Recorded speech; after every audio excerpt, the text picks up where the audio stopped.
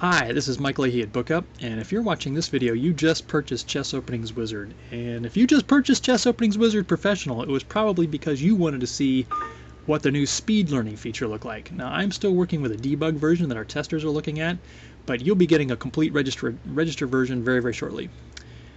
And let's see here. I've got my ebook open, my favorite ebook, The London System. And I'm concerned with one particular line. Now, in this particular ebook, I think there are probably 10,892 positions, but I just want to learn a few at a time. So what I'll do is I'll go down a line I'm having a little trouble with. It's in the Queen B3 line, where white plays E3 here.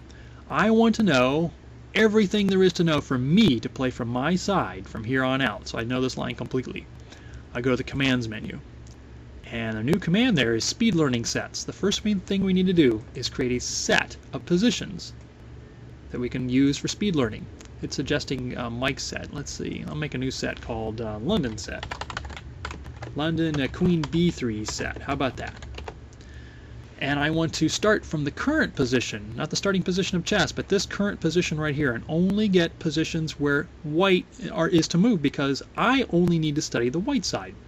And I can ignore positions without candidates, because if there are no candidates to learn, there's nothing to learn. I don't need to see those positions. And this is not an endgame database, so I don't need to select name positions. And if I want help on all these things, I can click on the help button here, and help will come up and explain that this is a professional option and all this good stuff. But that's for later. Let's get on with the good stuff. Let's click OK and have it select the positions. It'll start counting them off. It went through 120 positions in that line and found 56 where white is to move. That makes sense. So I'll click OK. Now, I go back to the Commands menu this time and select Speed Learning. I've already created a Speed Learning set, so now I select Speed Learning itself. It will suggest the last Speed Learning set file I worked with, which is London Queen B3. And I'll click OK, and it'll start Speed Learning. And here you go. This is a little bit of what it's going to look like. You'll notice that the positions are going by very quickly, and if you're not familiar with photo reading, you might get yourself familiar, because as you're seeing these positions and then the red arrows on top of the position, you're subconsciously actually learning the best moves. But let's slow this down to show how you could use this if you weren't interested in photo reading at all. Let's see, pause for a second. I can take the time before the arrow and make a little bit more time before the arrow is shown, and a little bit more time after the arrow is shown, and maybe about the same amount of time before a new diagram is shown. And now I'll click OK, and things will move a little bit slower.